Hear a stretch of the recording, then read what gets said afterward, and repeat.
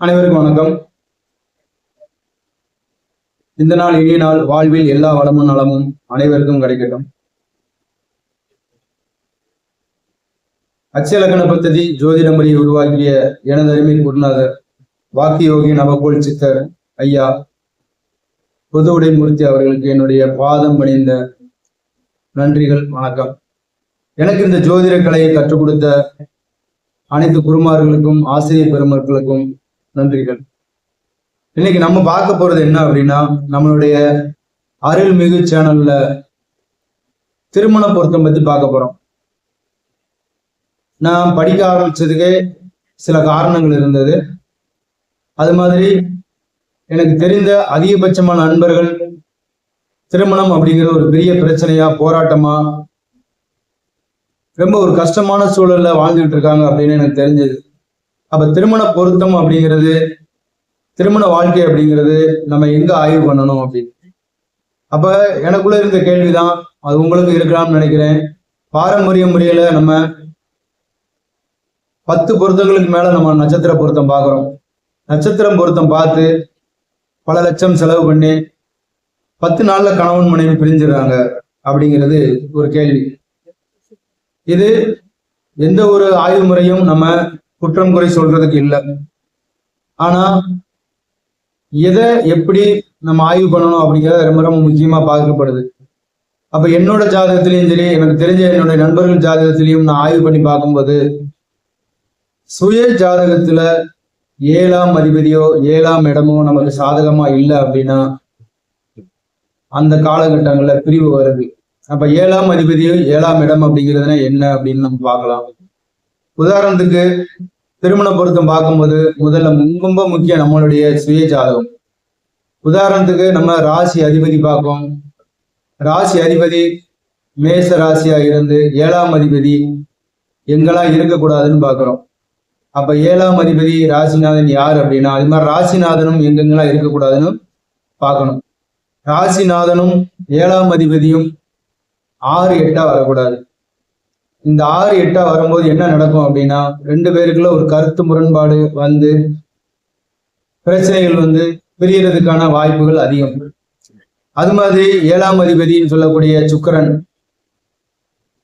மீன ராசியில இருக்கக்கூடாது.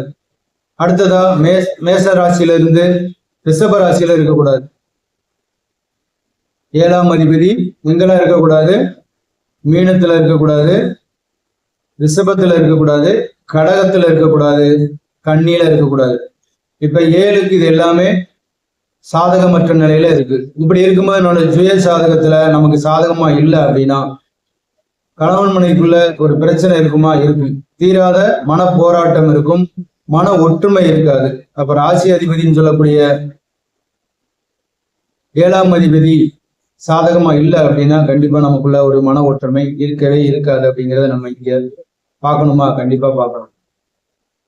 இது மாதிரி ஏஎல்பி லக்கணம், அச்சய லக்கண பத்தியில ஏஎல்பி லக்கணம் தெரியும் உங்களுக்கு.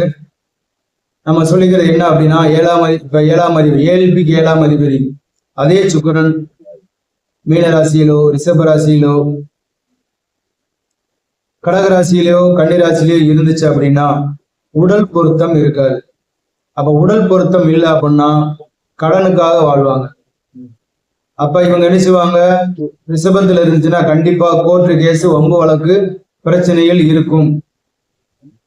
இந்த மாதிரி ஜாதகங்களை ஆய்வு பண்ணியிருக்கேன் நான். ஏன்னா நம்மளுடைய ஜாதகத்திலே மனைவின்ற ஸ்தானமோ கணவன்ற ஸ்தானமோ வம்பு வழக்கு, கோர்ட்டு கேஸ்ன்ற பிரச்சனைக்கு போகணும் அப்படின்னு இருக்கும்போது நம்ம மேல ஒரு பிரச்சனைய கண்டிப்பா சுமத்துவாங்க. இல்லை இவங்களுக்குள்ள ஒரு பிரச்சனை இருக்கும்.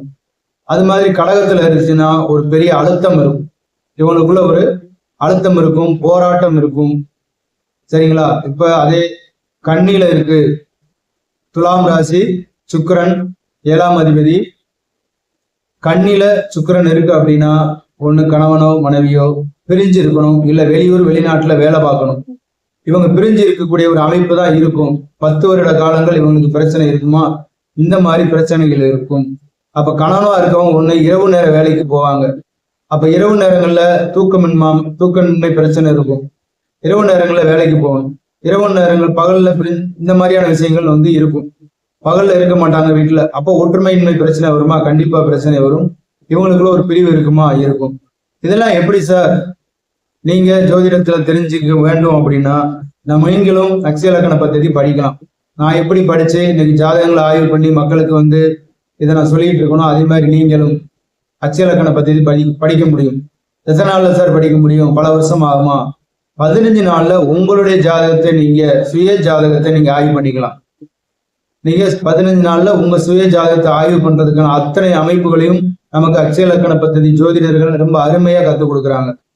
அப்ப இந்த வகுப்புகள் மாசம் மாசம் அக்ஷய இலக்கண பத்தி ஆன்லைன் மூலமா நடந்துகிட்டு இருக்கு. நீங்களும் இதை பதிவு பண்ணி படிச்சுக்கலாம்.